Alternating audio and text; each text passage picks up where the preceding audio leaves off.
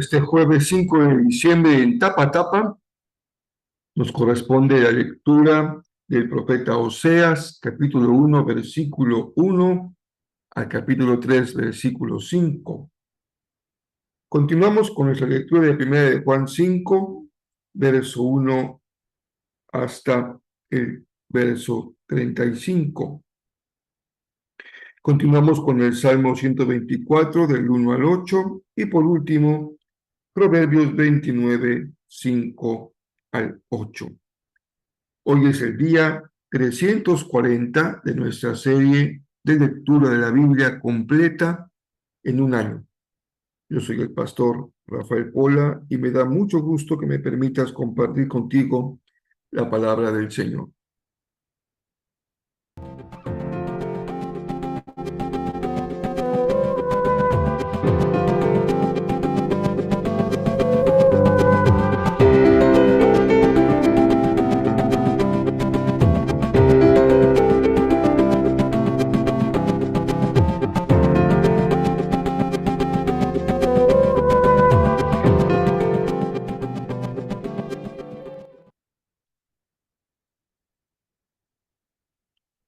Tenemos un día muy rico, con mucha carne, espero que también muy enriquecedor. Y vamos a empezar como hacemos siempre, cuando cambiamos de libro, vamos a empezar con el resumen del libro del profeta Oseas.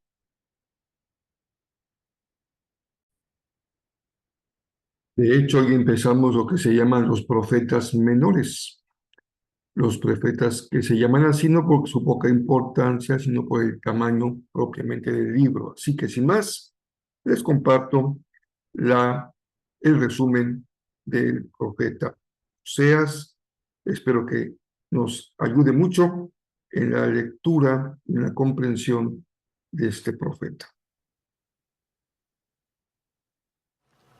El libro del profeta Oseas.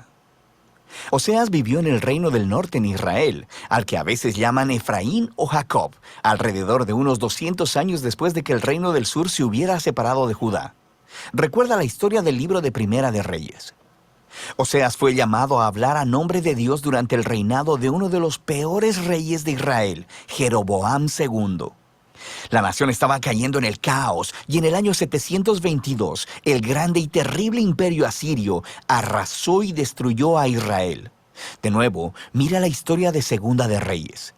Y Oseas había visto venir todo esto. El libro es una colección de aproximadamente 25 años de predicaciones y escritos, y casi todo es poesía. Y esta colección ha sido diseñada para contener 3 secciones principales. Profundicemos y verás cómo funciona. La sección inicial cuenta la historia del matrimonio destrozado de Oseas con una mujer llamada Gomer, quien comete adulterio. Ahora, no es completamente claro si Gomer se acostaba con otros hombres antes o solo después de que se casaron, pero ellos tuvieron 3 hijos y luego las cosas se desmoronaron. El punto importante es que Dios le dice a Oseas que a pesar de la infidelidad de Gomer, él debe ir a buscarla, pagar sus deudas a sus amantes y comprometerse en su amor y fidelidad hacia ella una vez más. Y luego, Dios dice que todo esto, el matrimonio roto y luego restaurado, y los hijos, son símbolos proféticos que cuentan la historia de la relación de Dios con Israel. Dios ha sido como un marido fiel a Israel. Él los rescató de la esclavitud, los llevó al monte Sinaí, donde entró en un pacto con ellos. Les pidió ser fieles únicamente a Él. Pero luego, Él llevó a Israel a la tierra prometida, y ellos tomaron toda la abundancia que Él les dio y la dedicaron a la adoración al dios cananeo Baal. Así que Dios tiene una razón legítima. Él podría terminar el pacto y divorciarse de Israel, y Él considera el hacerlo. Pero en lugar de ello, Él les dice que va a buscar a Israel de nuevo y que renovará su pacto con ellos, y les explica por qué. Es solamente por su propio amor, compasión y fidelidad. Después, Oseas describe lo que todo esto significa. Él dice que las consecuencias por la rebelión de Israel serán la derrota inminente por las otras naciones y el exilio, pero que hay esperanza de una restauración futura. Un día Israel se arrepentirá otra vez y regresará a adorar a su Dios. Y dice Oseas, Él pondrá sobre ellos un nuevo rey mesiánico del linaje de David, quien les traerá la bendición de Dios. Y así, esta sección introductoria nos presenta todas las ideas principales del libro. Israel se ha rebelado y Dios traerá severas consecuencias, pero el amor del pacto de Dios y su misericordia son más poderosos que el pecado de Israel. Así que en las secciones restantes del libro, la poesía de Oseas desarrolla estos temas con mayor profundidad.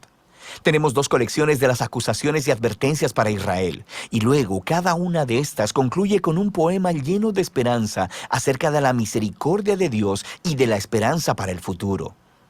De manera que en los capítulos del 4 al 10, Osea explora las causas y los efectos de la infidelidad de Israel. Él dice una y otra vez que a Israel le falta conocimiento o entendimiento de Dios.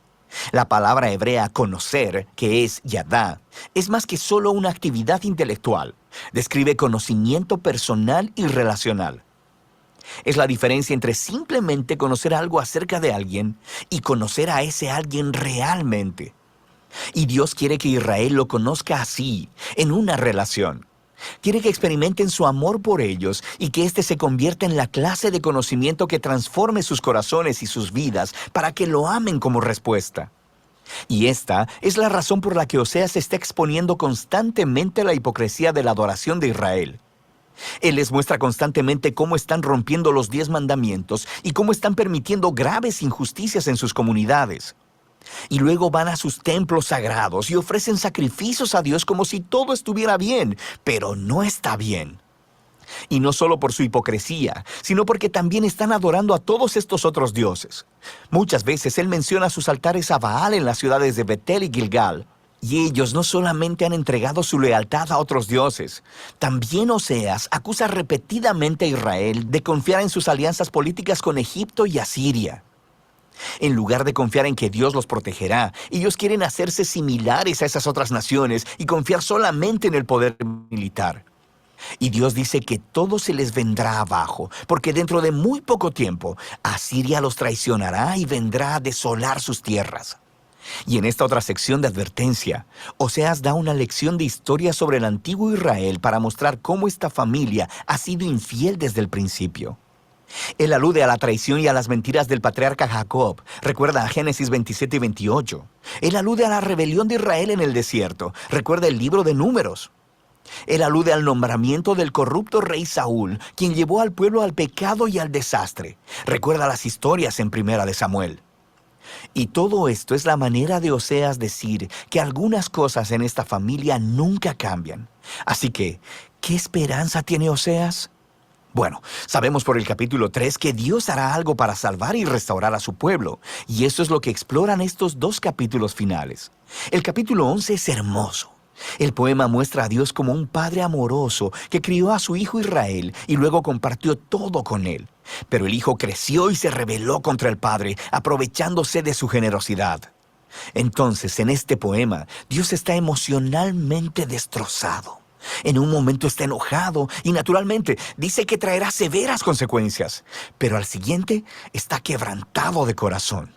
Y luego él dice que es movido por su misericordia y compasión y que él perdonará al hijo que ama.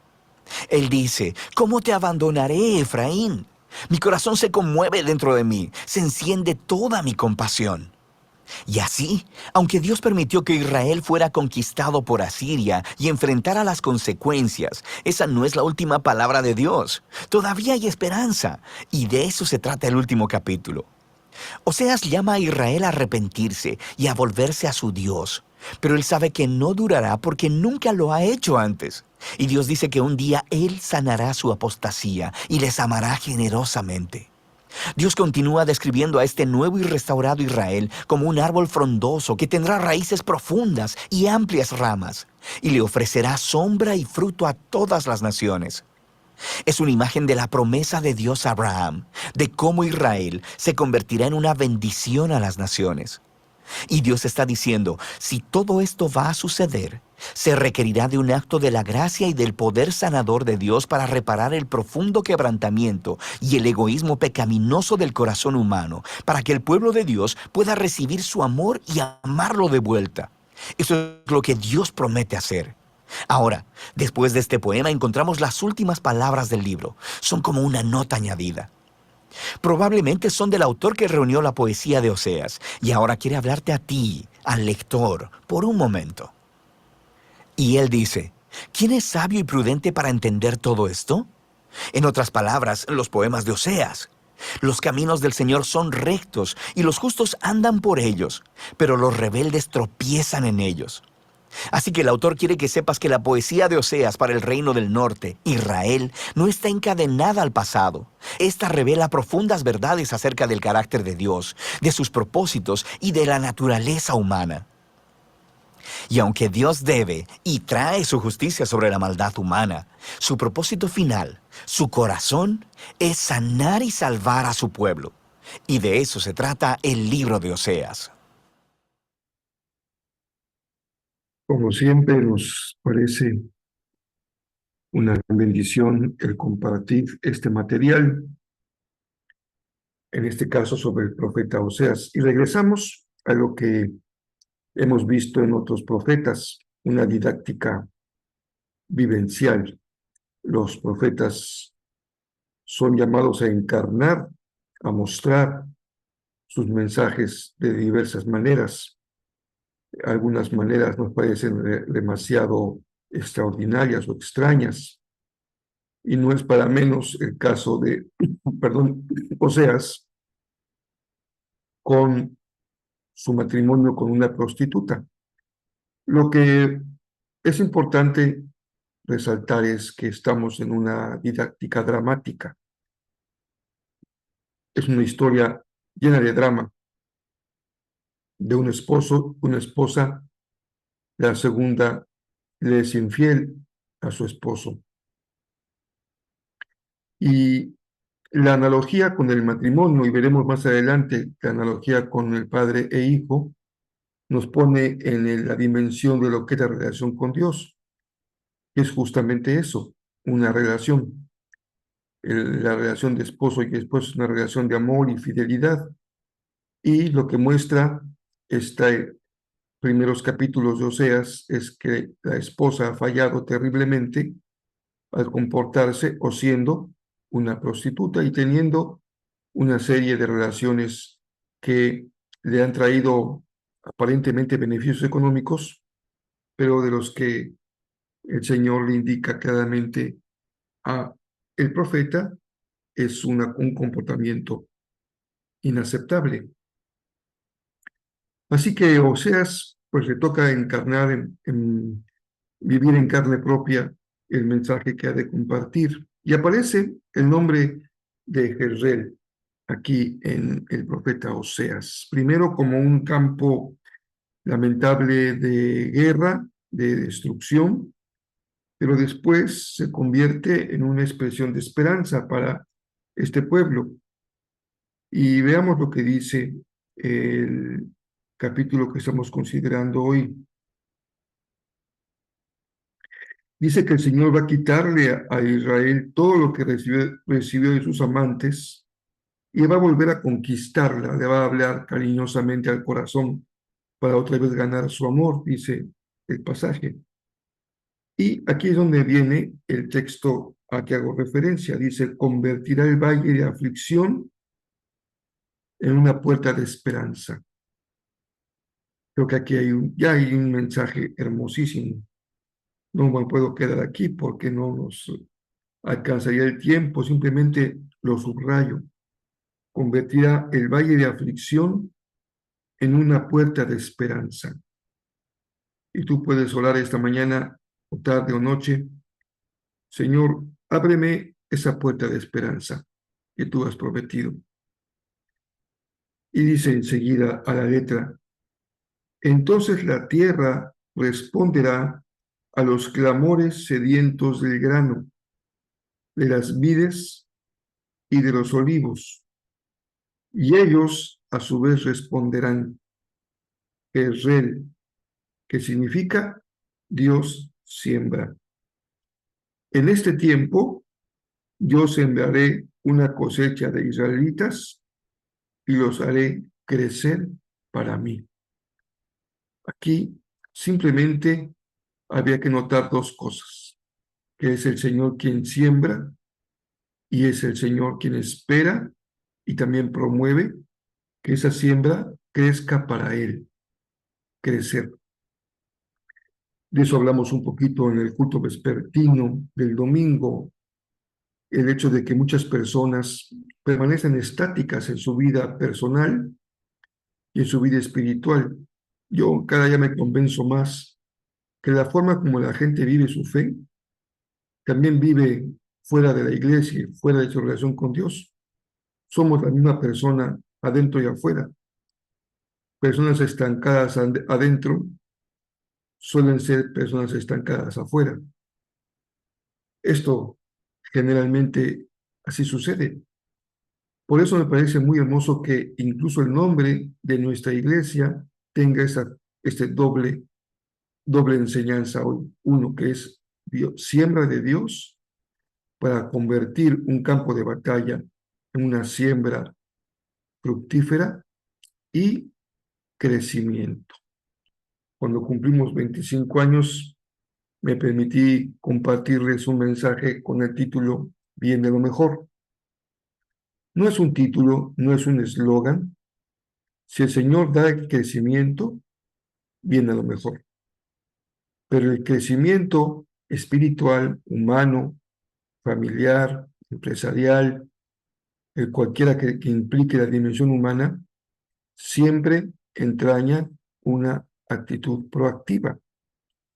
El crecimiento natural, cuando hablamos de una planta, vegetales, un animalito, se da por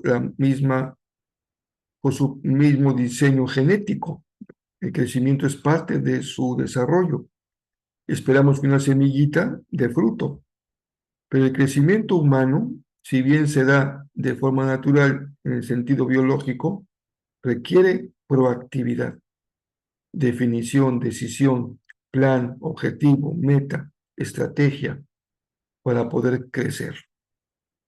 Así que viene lo mejor. Ya tendremos tiempo de conversar más de esto a la luz del 2025. Y luego vamos a 1 de Juan 5 y empezamos en el verso 1. También aquí hay mucha carne, porque Juan va a hablar de el testimonio acerca de Jesucristo y por qué confiamos que Jesucristo es la verdad. Y dice que hay tres testigos de Jesús: el Espíritu, quien testifica del Hijo y hace referencia a la paloma viniendo sobre Jesús en el Jordán, en su bautismo; el agua, que da testimonio; y la sangre, que da testimonio de ser el Hijo de Dios, su sacrificio, su bautismo. Y el testimonio de Jesús es que Dios nos ha dado vida eterna en su Hijo. Y el tiempo del verbo aquí es muy importante, no dice nos dará vida eterna, dice nos dio vida eterna en su Hijo. Y después dirá con toda claridad, el que tiene al Hijo tiene la vida. No tienes que esperar a morir para empezar a vivir. No tienes que esperar a morir para poder partir hacia el cielo. Ya estás viviendo desde que creíste en la dimensión del Hijo, en la vida que el Hijo da, que es una vida eterna desde que creemos. Y quiere decir una vida de calidad desde que creemos. Después pasa una parte, digamos, práctica pastoral. Dice, ¿qué haces cuando ves a un hermano pecar? Pues ora por él. Lo que solemos hacer es juzgarlo, criticarlo, rechazarlo y señalarlo. Pero el Espíritu del amor de Dios nos pone en nosotros el deseo de orar por él. Hay algunos pecados que son de muerte, por los que, bueno, ni siquiera será necesario orar porque es un pecado de muerte. Y el único pecado realmente de muerte es aquel que niega que Jesús es el Hijo de Dios, como hemos visto en esa misma carta. Y dice Juan, finalmente, nosotros estamos seguros que tenemos comunión con Dios cuando tenemos comunión con Jesucristo. Y hay una perfecta unidad entre el Padre, el Hijo y el Espíritu. El agua, el Espíritu y la sangre. La fe, la obediencia y el amor. están perfectamente unidos en los tres casos: amor, fe, obediencia. Son términos en estas tríadas que usa mucho Juan en su carta. Ahora el Salmo 124, y hace una pregunta el salmista. Te hago la pregunta también a ti. Estoy en el Salmo 124. ¿Qué habría ocurrido si el Señor no hubiera estado de nuestro lado cuando nos atacaron? ¿Qué hubiera ocurrido en tu vida si el Dios no estuviera siempre contigo?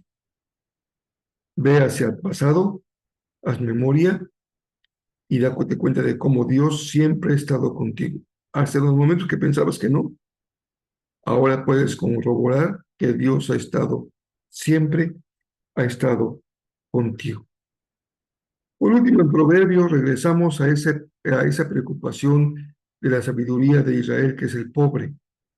Parte consubstancial de la fe cristiana es su preocupación e interés por el pobre, por la víctima, por el marginado, el desprotegido, el carente, pero no en un sentido filantrópico, nada más de beneficencia, como haremos nosotros al final de este año, bendiciendo con una pequeña muestra de amor generoso que es una cena. Es una buena obra y la haremos con mucho cariño y con mucho entusiasmo y esperando que Dios levante una cosecha de esa siembra. Pero aquí nos coloca el libro de la sabiduría en otra dimensión. No basta la generosidad frente al pobre. Dice que el justo se preocupa por los derechos del pobre. Toda persona tiene derechos y la justicia es parte de ese derecho y debe estar en el corazón del sabio. La justicia para el pobre. Este próximo domingo continuamos con nuestra serie de Adviento. Estamos con Cómo ser un Grinch.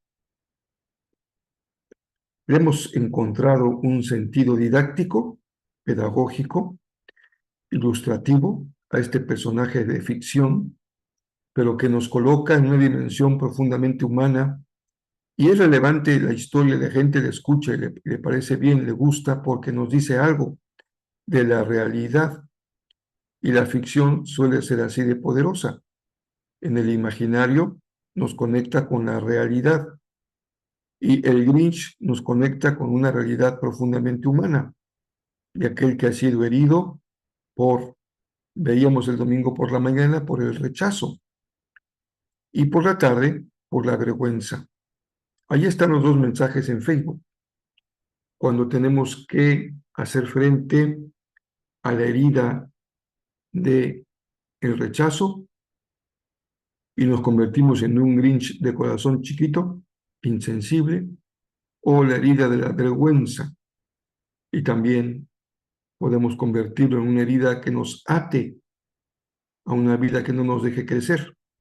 Jezreel, Dios siembra y dará el crecimiento. Pero si la tierra no está lista para ser sembrada, tiene abrojos, tiene espinas, está contaminada, tiene salitre, entonces difícilmente será una tierra de cultivo. Tenemos que ser una tierra fértil, como cuando dice la parábola de la semilla que es sembrada hasta que encuentre una tierra adecuada, da fruto. Y este domingo continuamos con la serie y ahora el mensaje tendrá como título: Dios está gestando algo grande en mí. Seguimos con la serie del Grinch.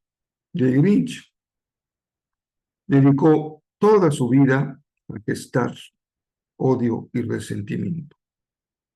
Y el odio y el resentimiento son cosas grandes, poderosas, que también se gestan en el corazón humano y es el resultado del rechazo y la vergüenza. Pero también Dios puede gestar algo distinto y esto es lo que gestó en el vientre de María. Y Dios está gestando algo grande en ti y va a dar a luz. Dios está gestando algo grande en nuestra comunidad de fe y va a dar a luz porque viene lo mejor. Dios está gestando algo grande en ti, en tu familia, en tu propia comunidad de fe. Tengamos esa esperanza, porque la Navidad es el nacimiento, y el nacimiento nos coloca siempre en el terreno de lo nuevo, de lo que viene, de la esperanza, de lo que el Señor permite que venga a nuestra vida. Les envío un abrazo muy cariñoso y que el Señor bendiga muy ricamente este día y les dé de su gracia, de su amor.